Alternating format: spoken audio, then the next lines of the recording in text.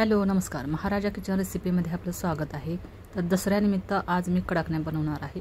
तर हा पदार्थ जास्तीत जास्त कोल्हापूर या भागामध्ये बनवला जातो। चला तर सुरुवात करूया।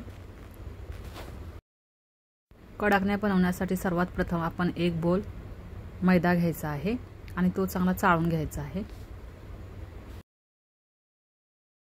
यानंतर आपण रवा वापरायचा आहे। तर रवा हा आपण हाफ बोल वापरला तरीही चालेल किंवा 3 ते 4 चमचे वापरले तरीही चालेल। यानंतर पिठी साखर वापरायची आहे। तर छोटा बोल वापरायचा आहे। अर्धा चमचा मीठ वापरायचा आहे। अर्धा चमचा वेलची पावडर। यानंतर हे सर्व एकजीव करून आपण थोडं थोडं पाणी घालून हे मळून घ्यायचं आहे। यामध्ये तेलाचे किंवा तुपाचे कडक मोहन घातले तरीही चालेल।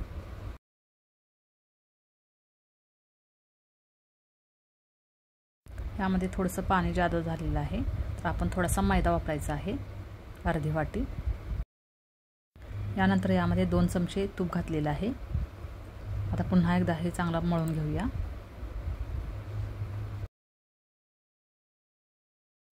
कडाकण्या ह्या कडक असल्यामुळे त्याला कडाकणा असं बोललं जातं। तर त्या कडक होण्यासाठी यामध्ये रवा वापरला जातो आणि खुसखुशीत होण्यासाठी यामध्ये थोडंसं तूप वापरलं जातं। दसऱ्यानंतर 5व्या माळेनंतर कडाकण्या बनवण्याची प्रथा कोल्हापूर या भागामध्ये आहे। मैद्याचा डो तयार झालेला आहे। आपण 3 ते 4 तासासाठी आता यामध्ये ठेवायचा आहे। यातील रवा भिजण्यासाठी थोडासा वेळ लागतो, म्हणून आपण 3 ते 4 तासासाठी ठेवायचा आहे।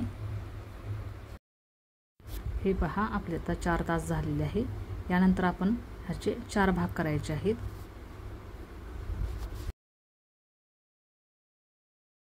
तर याच्यापासून आपण आता गोळी बनवायची आहे। तर गोळी बनवण्यासाठी हे आपण असं गोल करायचं आहे। हे पहा,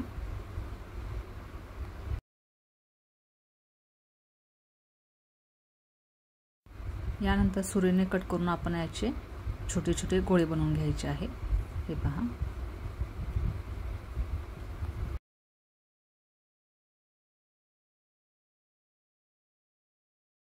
हे गोळे आपण आता पिठामध्ये टाकायचे आहेत, जेणेकरून ते एकमेकाला चिकटले नसले पाहिजे। हे पहा,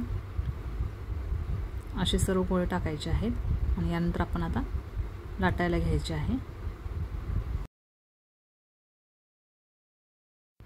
पिठामध्ये बुडवून लाटायचे आहेत। लाटताना पूर्ण पातळ करायचे आहे, जाड ठेवायचे नाहीत। जाड ठेवले तर ते पुरीसारखे फुलतील, म्हणून आपण पूर्ण पातळ करायचे आहे।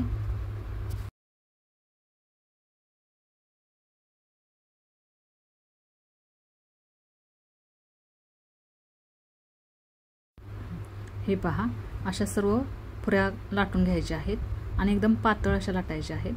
अशा आपण सर्व पुऱ्या लाटून घ्यायच्या आहेत।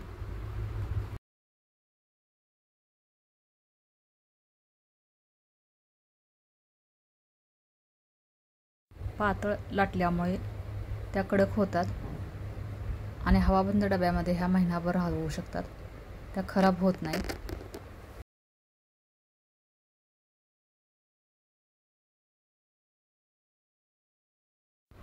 काही ठिकाणी ह्या पूर्ण मैद्याच्या देखील बनवल्या जातात, यामध्ये रवा घातला जात नाही।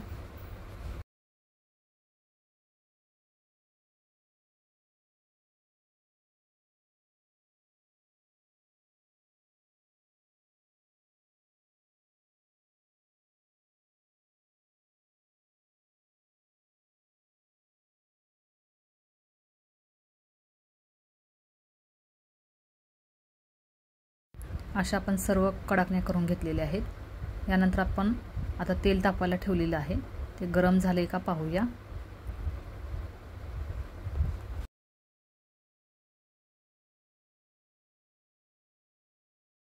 तेल आता गरम झालेलं आहे। यामध्ये आता आपण कडाकण्या सोडायचं आहे।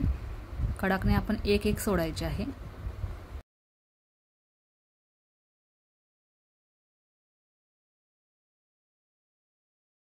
दोन्ही बाजूने तेलामध्ये चांगले भाजून घेऊया। याचा कलर ब्राऊन झाला पाहिजे।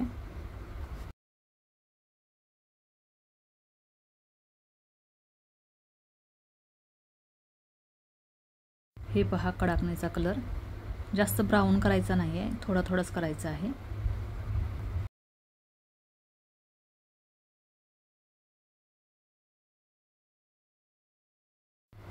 अशा सर्व कडाकण्या आपण तळून घ्यायच्या आहेत.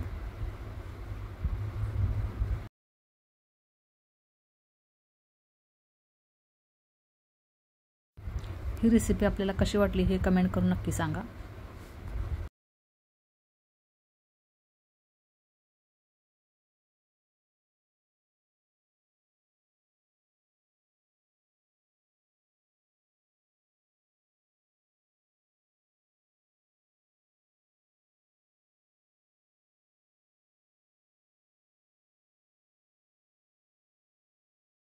हे पहा, आता कडाकण्या सर्व तळून झालेले आहेत.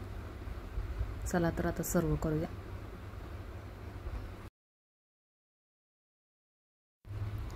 पहा कडाकण्या तयार झालेल्या आहेत. कशा कुरकुरीत झालेल्या आहेत पहा. ही रेसिपी आपल्यास आवडल्यास लाईक करा, शेअर करा, सबस्क्राईब करा. बाजूलाच असलेलं बेल आयकॉनचं बटन क्लिक करा जेणेकरून माझ्या येणाऱ्या सर्व रेसिपी आपल्याला पाहायला भेटतील. थँक्यू.